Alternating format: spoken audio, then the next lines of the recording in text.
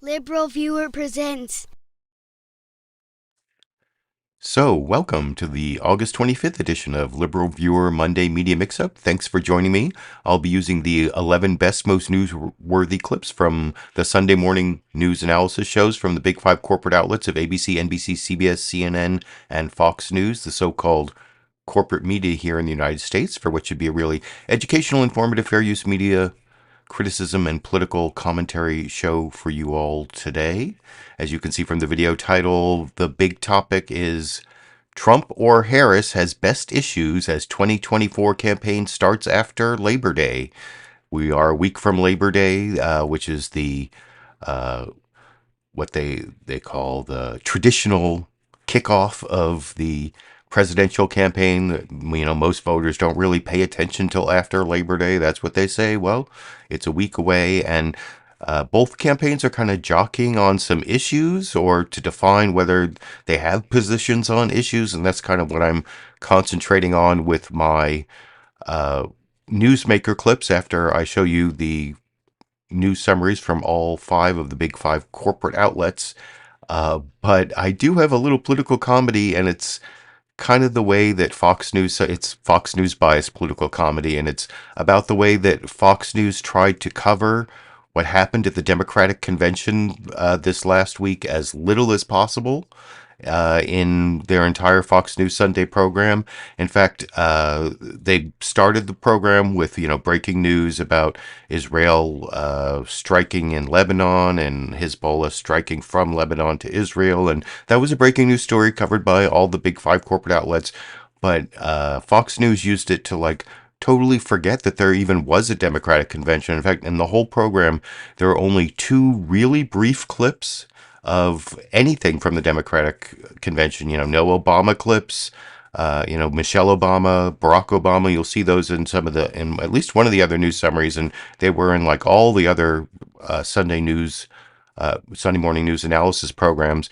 But Fox News Sunday, they only showed two brief clips of the convention, both of Kamala Harris, and both were paired with Trump talking about what is his biggest issue.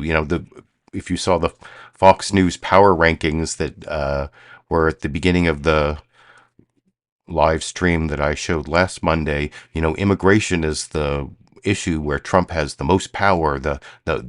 In the power rankings, where he's in polls, he's the most percentage points ahead of Kamala Harris. And so, of course, every time they show Kamala Harris, they have to pair it with Trump saying something about the immigration and border issue.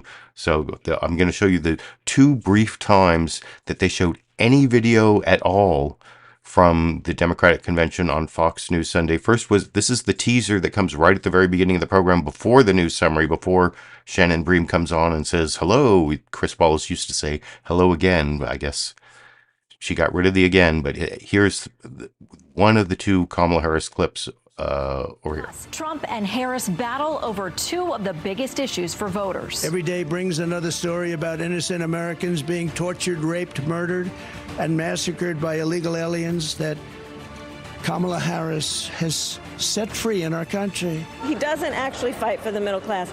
Instead, he fights for himself and his billionaire friends.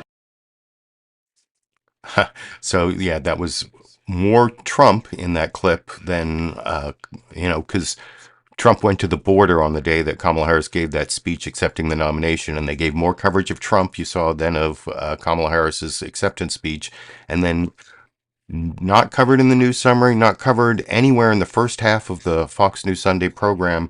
The only place it got covered was 37 minutes into the program. It was a brief little teaser for their panel discussion. And that's the second Kamala Harris, or the second clip at all from the Democratic convention that was on Fox News Sunday in terms of, video with audio over here.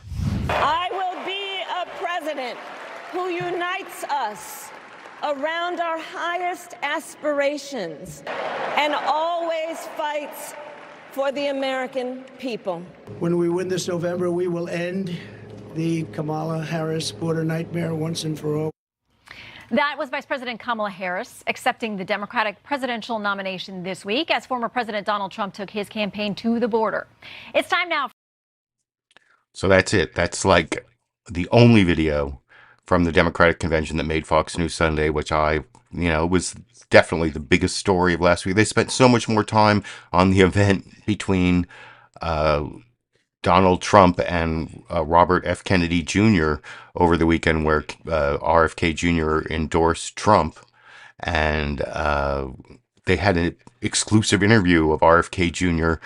on Fox News Sunday.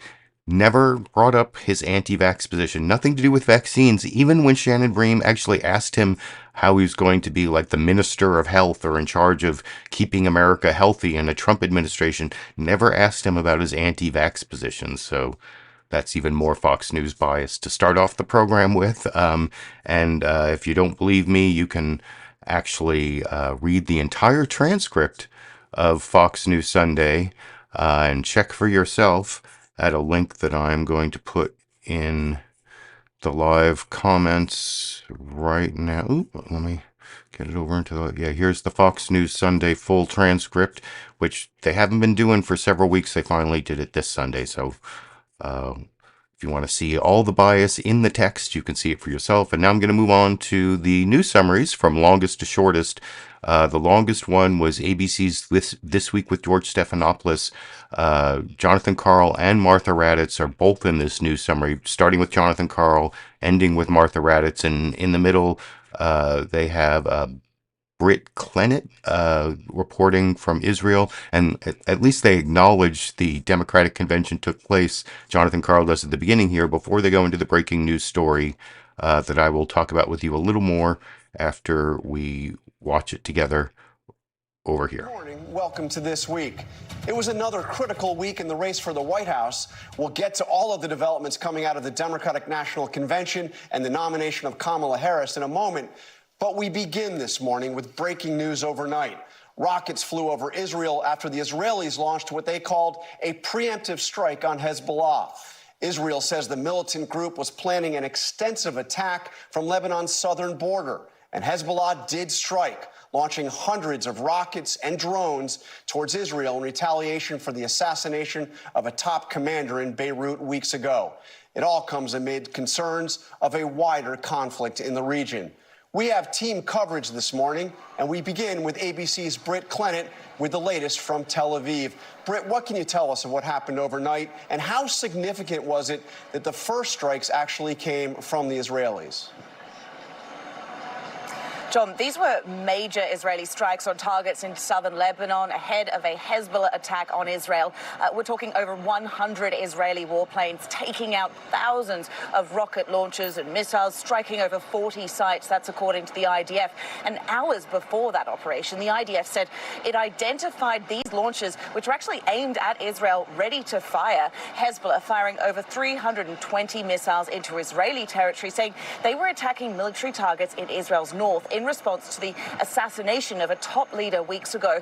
Israel's Iron Dome intercepting rockets in the north. The IDF is saying that most of the intended targets were in the north, but also included some in central Israel. And John, ABC has learned that those targets were estimated to be intelligence bases and the headquarters of its spy agency Mossad, just north of Tel Aviv. John. And Britt, the Hezbollah says this is phase one of the attack, suggesting there will be a phase two. What is the impact on all of this on those ceasefire talks? As I understand, negotiators are actually in Cairo today to continue those talks.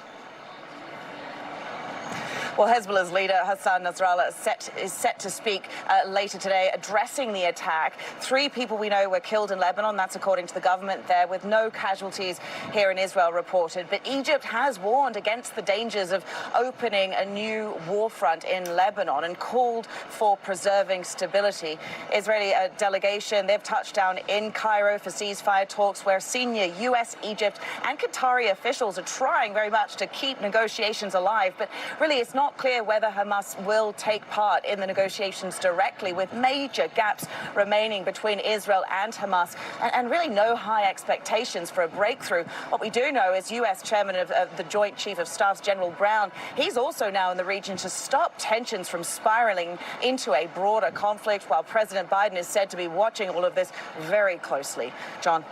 All right, Britt Clennett from Israel, thank you very much. Britt, let's bring in this week co-anchor Martha Raddatz, who has been monitoring the latest developments. So, Martha, obviously, there are significant U.S. military assets in the region. What are the dangers of the U.S. getting dragged into a wider conflict here? Well, I would say those assets are there not only for security reasons, but to try to stop any escalation. We have 2 U.S. carrier battle groups in the region and also a guided missile submarine, guided missiles on board that submarine that could strike if needed. Those submarines can also carry Navy SEALs. And the U.S. has been very open about what they have in the region. The Secretary was calling out that they had that attack submarine in the region. That just never happens. So they want Iran, they want Hezbollah, they want Hamas to know they are there, if needed, to defend Israel, but also send that message, don't do anything. We do not want this to escalate. And the Iranians did not take part in any of this overnight, but they have also vowed to respond to the killing of a Hamas leader by the Israelis in Tehran. What's the Iranian factor? In Tehran, and I think it surprised everyone that they have not yet responded. It also tells you, though, John, they don't want this to escalate either, but I think some sort of retaliation is expected. That was weeks ago, however, right there in Tehran. And why is Israel's northern border with Lebanon such a point of concern right now? Well, certainly from a security aspect. They don't want anybody to get hurt. They don't want the war to widen. But also you have more than 80,000 people in the north displaced. Netanyahu wants to get them back safely, because this is not only a security issue, but a political issue for him, John. And you heard Britt talk about those ceasefire talks. They're not going anywhere right now. Life support right now. All right. Thank you, Martha. You bet. We turn now to the 2024 race. After a nearly flawless convention in Chicago, Democrats are riding. So, yeah, you can see there ABC decided to start with the strikes, the Israeli strikes on Lebanon, the Hezbollah strikes on Israel. And, you know, that's a reasonable journalistic choice. But they started mentioning the Democratic Convention, and then they transitioned to that as like the next top story. That is also a reasonable journalistic choice, which I'm comparing to what they did on Fox News, where it's not till like 37 minutes in that you even hear that there was a Democratic Convention, and very little video except for that little teaser that I showed you before. The first news summary. One of the interesting things about the strikes between Israel and Lebanon and Iran, and this happened, remember when Iran shot those hundreds of missiles at Israel, and they were all like shot down except for one pretty much. It seems like a lot of the retaliations and between Israel, Iran, and Hezbollah are kind of like choreographed, or like to make sure there's not escalation. That seems to be, and I've seen some commentary on that. I mean, it's like they don't want anyone in this whole war to get hurt except like all the people in, 40,000 casualties in Gaza and like ongoing brutality there. But like everywhere else, it's like they're trying to make this war as clean as possible without, Iran doesn't want massive retaliation from Israel or the United States that could really hurt them. And they don't want Lebanon to be torn up like it was, back in the 80s. And I mean, I don't know exactly how it's happening, but that seems to be like a reasonable conclusion to draw from the way these retaliations have been going.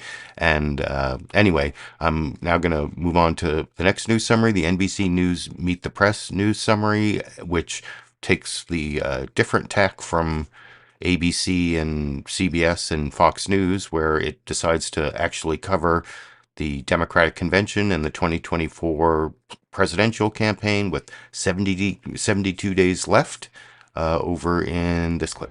Good Sunday morning. The 2024 campaign is now in its final sprint to Election Day, with just 72 days to go. And this week, Vice President Kamala Harris made history, becoming the first woman of color to accept a major party's presidential nomination. On behalf of Americans like the people I grew up with, people who work hard, chase their dreams, and look out for one another. On behalf of everyone whose story could only be written in the greatest nation on earth, I accept your nomination to be president. On Wednesday, Harris will return to the campaign trail with new momentum, kicking off a battleground state bus tour with running mate Tim Walz in Georgia. This is still an incredibly tight race, and Harris has the burden of being a sitting vice president who will be held responsible for the events happening on the administration's watch. In Chicago, top Democrats laid out the election's high stakes. The torch has been passed. Now it is up to all of us to fight for the America we believe in. And make no mistake, it will be a fight. In many ways, Donald Trump is an unserious man. But the consequences of putting Donald Trump back in the White House are extremely serious. I want to know, who's going to tell him that the job he's currently seeking might just be one of those black jobs? Democrats tried to reach out to Republicans and independents, bringing a number of them on stage. I know there are people of various political views watching tonight, and I want you to know I promise to be a president for all Americans. And no matter who you are, Kamala Harris is going to stand up and fight for your freedom to live the life that you want to lead. How can a party claim to be patriotic if it idolizes a man who tried to overthrow a free and fair election? We're all Americans, and together, let's all choose Kamala Harris.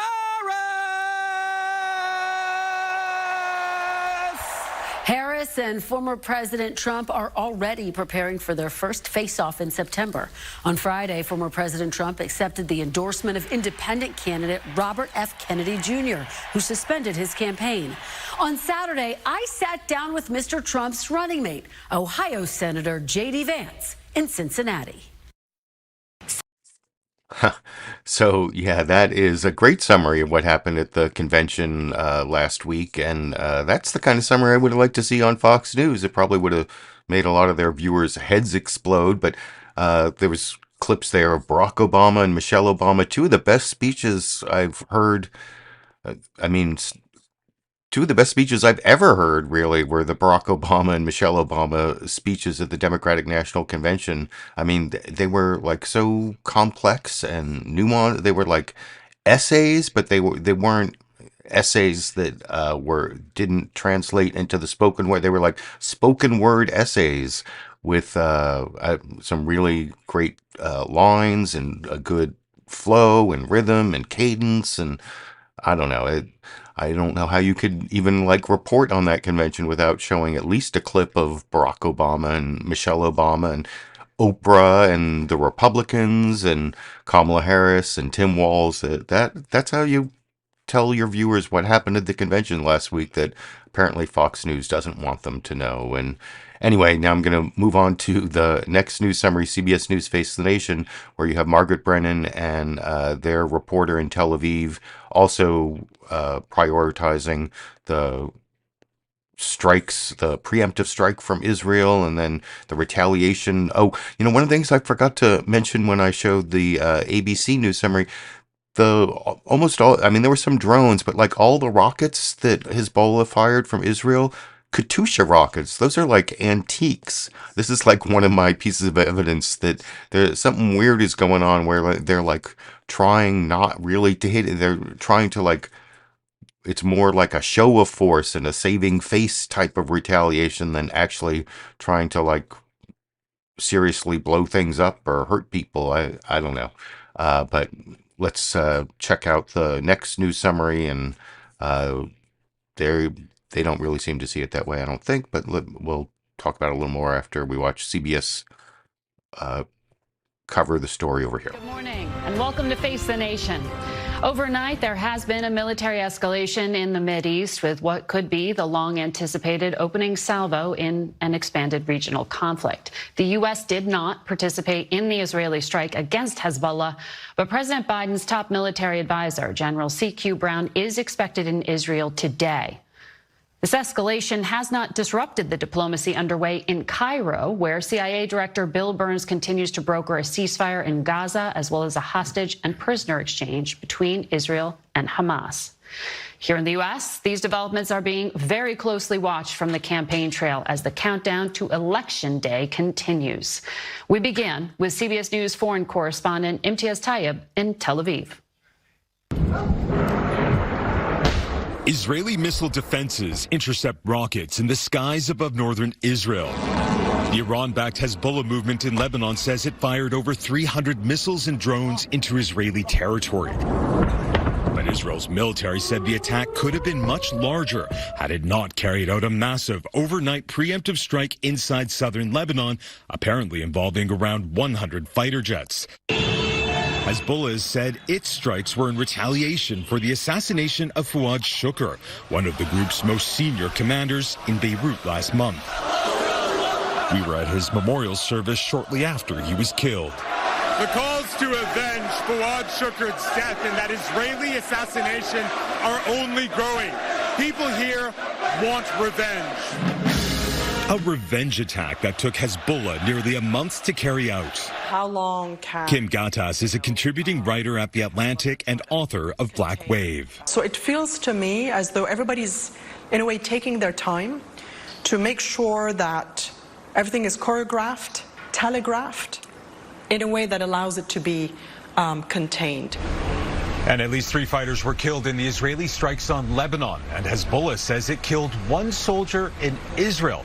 While it's hoped the threat of an all-out regional war stays contained, Margaret, Hezbollah is already warning this morning's attack was only the first phase.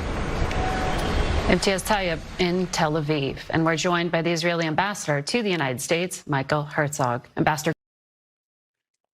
So, yeah, you saw that Kim Gattas, the writer for The Atlantic, basically saying my theory on, or what it's looking like to me, that they've taken all this time and they choreograph and telegraph the responses so that it's contained. And that kind of contradicts the introduction there you saw from CBS News, Face the Nation, about, escalation in the Middle East, which could be the opener of this much anticipated wider regional conflict, or whatever they said at the beginning, which...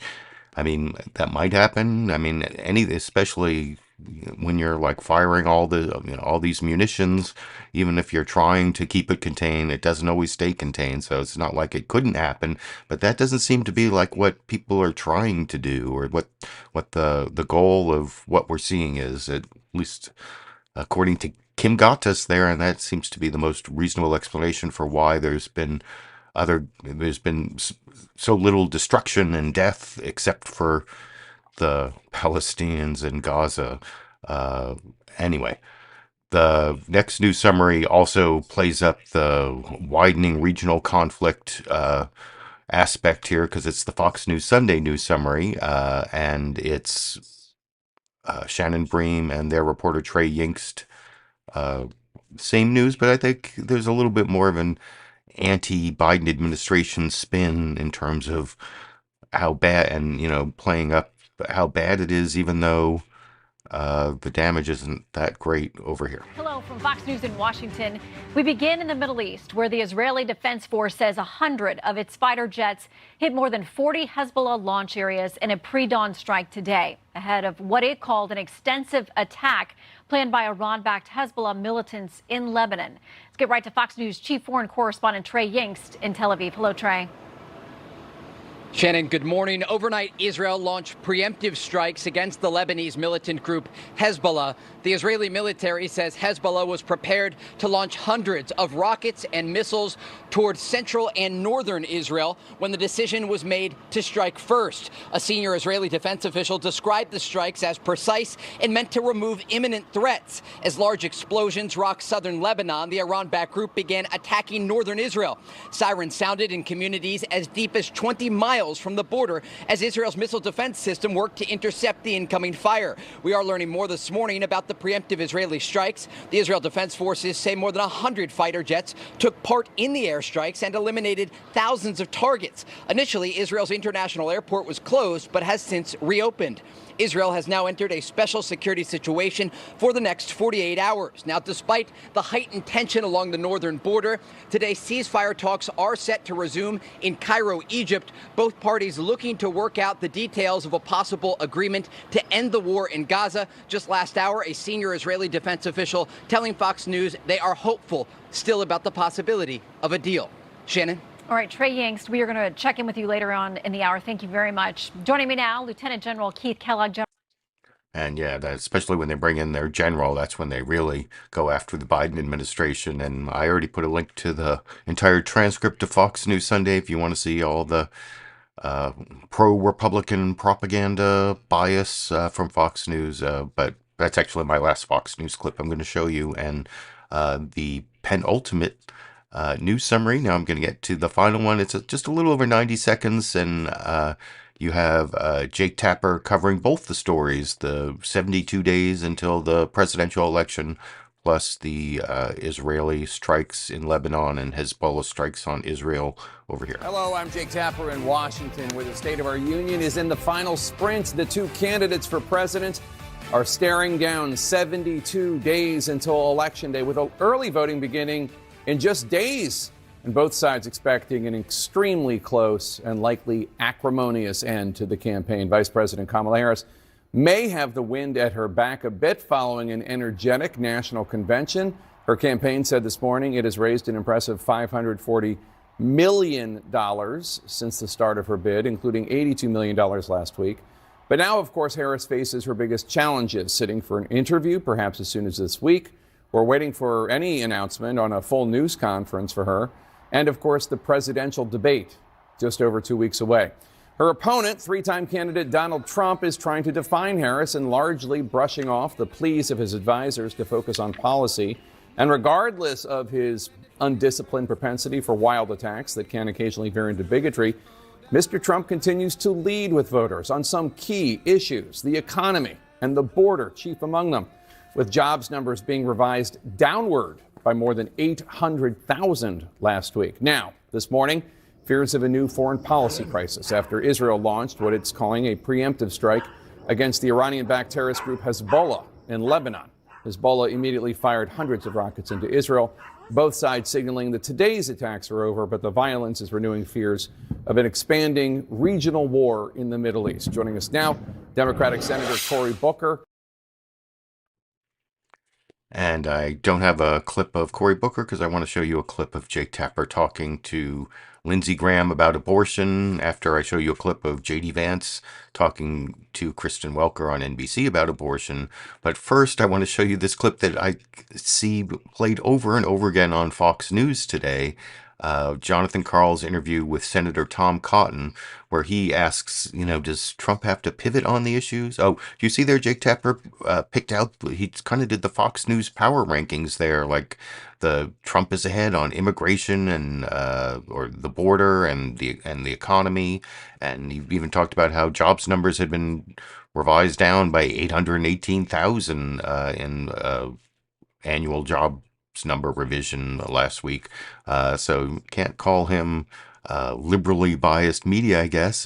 Even Donald Trump's been saying nice things about Jake Tapper and Dana Bash in his speeches recently. But here's the one where they're calling Jon Karl a Democratic operative because he has been following the news stories about how one of the things the Kamala Harris campaign has been doing is talking to reporters on background about how she's changed her position on several issues since she ran in the primary in 2020 against Joe Biden. And, a lot of candidates actually, that's like a stereotypical thing candidates do when they tack to the left in the primary, Democratic primary, or the right in the Republican primary, and then back to the middle for the general election. That happens even Joe Biden himself did that. And so she's like her campaign has told reporters that she's not for Medicare for all anymore, and she's not against fracking anymore, but she's yet to hold a news conference or an interview where she explicitly herself says that. And so Senator Tom Cotton makes the most of that when Jonathan Karl brings up that the campaign is saying that she's changed her position. Over on Fox News, they're saying that means Jonathan Karl is a Democratic operative. It doesn't look that way to me, but I'll show you the whole clip here. I think what Jonathan Karl's doing here is just good cross-examination. I mean, not great, but good cross-examination. And the clip I'll talk about with you a little more after we watch together over here. But first, there are reports. There's obviously a bit of a momentum change here. You see it in the polls. You see it in the money flowing in to the Harris campaign. And there was a report in Politico that Trump now knows that he has to change things up or that he could lose. You talked to him. I mean, what's your sense? Do you need a change in direction? Well, President Trump and his campaign has known all along, and they've said all along, that this race is going to be a close race. Actually, he said it would be a landslide, just to be clear. He said he was going to win in a landslide. But look, we know the race will probably come down to a few 100,000 votes in a few states. President Trump has been campaigning hard and vigorously now for months. Obviously, that's going to increase in its pace as we get closer to the election. And President Trump is going to draw a sharp contrast with Kamala Harris, who has supported things like decriminalizing illegal immigration or giving taxpayer-funded health insurance to illegal aliens or taking away health insurance on the job for 170 million Americans, banning gas cars, confiscating firearms. These are all what do you mean taking away health insurance? What are you talking about? She said when she ran for president that she wants to eliminate private health insurance on the job for 170 million Americans, John. Yeah, I mean that is not her position now. She knows. How do you know that's not her position? How do you know that's not her position? I mean, she says she no longer supports Medicare for all. She has not said that. Okay. Maybe anonymous aides on a Friday night have said that, but the last thing that she said. But this was not a radical convention. I mean, she, as you heard me go through with Bernie Sanders, she is not taking the positions of the far left of her party. She's clearly making an effort to move to the middle. I did hear what you said to Senator Sanders, and I thought it was clear that he's very disappointed that she's taking these efforts not to change her positions, but to hide her positions, John. The American people are totally justified to conclude that Kamala Harris is a dangerous San Francisco liberal based on what she campaigned on the last time she ran for president and what this administration has done for the last 4 years. Again, you would have thought watching the Democratic convention last week that the Democrats are not in office, that they're not in power, that they're campaigning against an incumbent Republican, when in reality, she's been part of the failures of the Biden-Harris administration for 4 years. And when she campaigned for president in her own right, she did in fact promise things like decriminalizing illegal immigration and taking away health insurance. But that's his position she's clearly changed on, and she has said she has changed. Yes, she has. No, she has not. John, she has not said that. She's not. You pointed out, Senator Sanders, repeatedly things that her campaign has said. Anonymous aides speaking on background to reporters has said, well, she no longer believes these things. Okay, maybe she has changed her position on things like taking away your health insurance and confiscating your gun.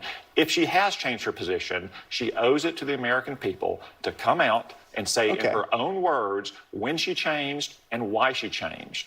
That's one reason why she needs to address the American people and speak to these questions, because the only basis they have to conclude what she will be like as president is what she's done for 4 years in this administration and what she said in her own voice in the last campaign. Remember, these are not like college essays, John. This is what she said when she was campaigning for president as a 54-year-old woman. If she's had such a radical change of heart in the last 5 years, she owes the American people answers. So I don't know. That didn't seem like Jonathan Karl was being a Democratic operative. He was just talking about what the Harris campaign has been saying on background about some of her position changes, and he only pushed back on the getting rid of health insurance. I don't know how he doesn't know what they meant, because they've been saying that for a long time. He didn't push back on banning gas cars or confiscating guns, or he said a whole bunch of total misrepresentations, and Jonathan Karl only really pushed back on that one, and all of a sudden he's a Democratic operative all day on Fox News, and even Trump was using it to yesterday to claim he shouldn't do the debate on ABC because of that terrible interview with Tom Cotton. And then the panel afterwards was even worse, which I don't even know what he's talking about there. But I can also, if you really want to see that was ABC's This Week with George Stephanopoulos that biased, well, I did give you the whole transcript to Fox News Sunday earlier, so I will do the same. They all have transcripts this week. That's the whole transcript I put in the live comments for This Week with George Stephanopoulos. You can see if Trump is right, and spoiler alert, he's not. He's almost never right. So there you go. And that whole thing about how Kamala Harris has to come out and explicitly say that she has a new position, well, that doesn't seem to matter that much to J.D. Vance in this next clip talking to Kristen Welker on NBC News' Meet the Press, where he claims somewhere Trump has explicitly said that if the Republicans somehow pass a federal national abortion ban or abortion limit, like Lindsey Graham, you'll see in the clip after next, wants like a 15-week national ban. If they pass that, Trump is, according to J.D. Vance, he would veto it. Not only does he not support it, but he would veto it if it came to his desk, which seems hard to believe, or why would I believe it? But he goes even a step further and says not only Trump would do that, but he's explicitly said he would veto it, even though that never happened. It's kind of the Tom Cotton argument in reverse. Can anyone show me a clip of Donald Trump ever saying he would veto a national ban on abortion? No, he's never said that. But Kristen Welker doesn't really press back on that particular point over here. Let's talk about another big issue that was talked about at the Democratic National Convention. It's being talked about on the campaign trail, abortion. Sure. Democrats made the case this week and beyond this week that Donald Trump, if elected, will impose a federal ban on abortion if he wins. Now, Donald Trump says he won't, but can you commit, Senator, sitting right here with me today, that if you and Donald Trump are elected, that you will not impose a federal ban on abortion? I can absolutely commit that, Kristen, and Donald Trump has been as clear about that as possible. I think it's important to step back and say, what has Donald Trump actually said on the abortion question, and how is it different from what Kamala Harris and the Democrats have said? Donald Trump wants to end this culture war over this particular topic. If California wants to have a different abortion policy from Ohio, then Ohio has to respect California, and California has to respect Ohio. Donald Trump's view is that we want the individual states and their individual cultures and their unique political sensibilities to make these decisions, because we don't want to have a nonstop federal conflict over this issue. The federal government ought to be focused on getting food prices down and getting housing prices down, issues, of course, where Kamala Harris has been a total disaster. So I think Donald Trump is right. We want the federal government to focus on these big economic and immigration questions. Let the states figure out their own abortion policy. Let me just follow up with you a little bit on that point, because I've been talking to Republicans, including Senator Lindsey Graham just last week, who've made it very clear that if Donald Trump is elected, if you are elected, they will continue to press this point. Senator Graham said to me, I'm going to keep saying that there should be a federal ban. If such a piece of legislation landed on Donald Trump's desk, would he veto it? Well, I think it'd be very clear he would not support it. I mean, he said that explicitly. Yeah, I mean, if you're not supporting it as the President of the United States, you fundamentally have to veto it. So he would veto a federal abortion ban? I think he would. He said that explicitly, that he would. And I don't think he's ever said explicitly he would. He said that to you? Lindsey Graham, Kristen, I would be surprised. I mean, again, I need to see the context on what Lindsey Graham said, because Lindsey Graham himself has not advocated a federal abortion ban. Lindsey Graham has advocated a federal minimum standard. Now, to be clear, that is not Donald Trump's view. Donald Trump disagrees with Lindsey Graham on this, but no Republican, at least no Republican with any reasonable power, is saying that we should have a complete national abortion ban. I haven't heard that from any of my colleagues. And to be clear, Donald Trump, I think, has staked his position and made it very explicit. He wants this to be a state decision. States are going to make this determination themselves. All right, let's talk about women voters more broadly. The Census Bureau estimates there are 22 million women between the ages of 20 and 40 who, for whatever reason, do not have children. What do you say to those women who hear some of your comments? And I kept that playing so you see then Kristen Welker moved on to the childless cat lady comments, and J.D. Vance would refuse to apologize. He kept saying, I just want to be a normal person who says things that may offend people. And, well, normal people also apologize when they say things that he went around and around about how, it was taken out of context and the Democrats are lying about his one sarcastic comment made years ago. And anyway, but that's what Kristen Welker decided to move on to after you saw there. He said that Trump explicitly claimed he would veto the legislation. Kristen Welker pushed back a little and said, wait, he's never said that. Did he say that to you? J.D. Vance didn't answer, and she didn't follow up on it. So that I think was worth following up on, because that was like total new information and a new claim from the Trump campaign. And J.D. Vance didn't even say, where did it come from, a private conversation? Yeah, he seemed to be saying that it was something Trump had already said explicitly publicly, which obviously is not true. But the next clip I want to show is Lindsey Graham talking about his bill that he would like to get passed, the minimum standard, and how he responds to the reason that Trump has not explicitly said that he's going to veto a federal abortion ban is because he has like a huge pro-life movement in his base, and all these evangelicals, he wants to vote for him and enthusiastically coming out to vote for him.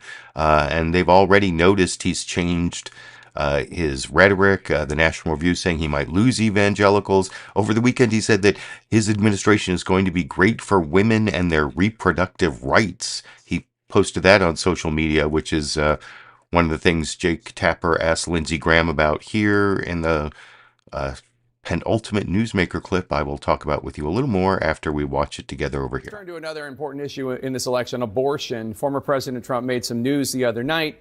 He posted on Truth Social, quote, "My administration will be great for women and their reproductive rights," unquote. That's language that obviously sounds kind of the left. Yeah. The top editor of the conservative National Review said, quote, "Trump's abandonment of pro-lifers is complete," unquote. Family Research Council President Tony Perkins said Trump is going to suppress his own supporters and, quote, "My advice is when you're in a hole, stop digging," unquote. What exactly is Donald Trump going to do to, quote unquote, help women's reproductive rights? Yeah, no, you need to ask him about that. What I would say is that President Trump was a very good pro-life president. His position now, as I understand it, is that he's going to leave the abortion issue to the states. He doesn't believe there's a role for the federal government. My position has always been to be against late-term abortion. It's a state issue up to a point. 47 of 52 European nations limit abortion from 12 to 15 weeks. I have a bill that says at 15 weeks we limit abortion. We keep the exceptions in place because the baby can feel pain. He's not going to win or lose this election based on the abortion issue. His position of allowing the states to do it, I respect that. The pro-life community is organized around the well-being of the child, giving the mother options other than an abortion. That movement will continue after he's gone. But I do believe if you're pro-life, Waltz and Harrison Waltz are a nightmare for you. Abortion and wipe out every protection for the unborn at the state level. They would allow abortion on demand up to the moment of birth. The exceptions they talk about in their bill do away with any limits. And please ask Vice President Harris, if you see her again, at what point would you limit abortion? At what week, if any? And see what she says. There's a lot that you just said there that I'd love to dive into, but there is something else that's very important. Two pro-Trump organizations are hosting a January 6 awards gala. So, yeah, there you see Jake Tapper, instead of following up on anything that Lindsey Graham said there, doing any fact-checking, he decided to move over to the awards gala for the January 6 hostages or whatever. But I guess that's a worthwhile topic to ask Lindsey Graham about, although he didn't really answer that question very well either. But he should be fact-checked on that whole, like, Democrats are for abortion on demand up until the moment of birth, which, I mean, Democrats do support late-term abortions in the rare cases when They're required to protect the life or health of the mother. Usually it has to do with some sort of fatal anomaly that the baby won't survive, or they're very rare, like less than 1% of abortions are performed in the third trimester. And they're for medical necessity reasons. That's not abortion on demand. Those are the two words that are a lie in there. Democrats do believe that in those rare cases where it's medically necessary in the third trimester, women should have access to abortion, but that's not abortion on demand. It's not for any reason. And anyway, that's one thing Jake Tapper should have pushed back on there. And then I have one final newsmaker clip to remind us all of Trump's foreign policy, and basically all Trump's policies are about what is best for Trump, not what is in the national interest. And his former national security advisor, H.R. McMaster, talks about how Trump sometimes got things right, but he couldn't follow through. And he pretty much admits that Trump put Ukraine in danger in order to, weaken Ukraine in order to get dirt on Biden. His first impeachment, he basically admits everything there was true. No perfect phone call from H.R. McMaster in the final newsmaker clip that I will talk about with you a little more after we watch it together over here.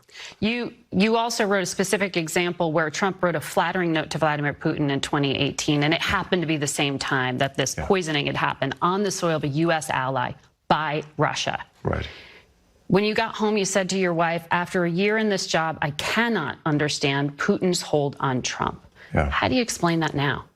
Well, I explained it in the book. I try to place the president's belief that he could have a good deal with Vladimir Putin in context of the two previous presidents who thought that they could have a good deal with Putin. But also, President Trump, and people know this, he likes big splashy deals. He was pursuing that with Putin. He was pursuing that with Xi Jinping. Mm-hmm. And of course, Putin is the best liar in the world. And so I struggled, Margaret, should I write about how Putin tried to manipulate President Trump or not? And I thought, well, Putin knows how he was trying to do it. So maybe in writing about how Putin was trying to press Donald Trump's buttons, that will make a future President Trump, if he's elected, less susceptible to those kind of tactics. Because he, on the campaign trail, argues these counterfactuals that Putin was afraid of him, that Putin wouldn't have invaded Ukraine if he had been president. Well, he has a point in a couple of areas. In that first year of the Trump administration, I tell the story of how we imposed more sanctions on Russian entities in that 1 year than the previous 8 years of the Obama administration.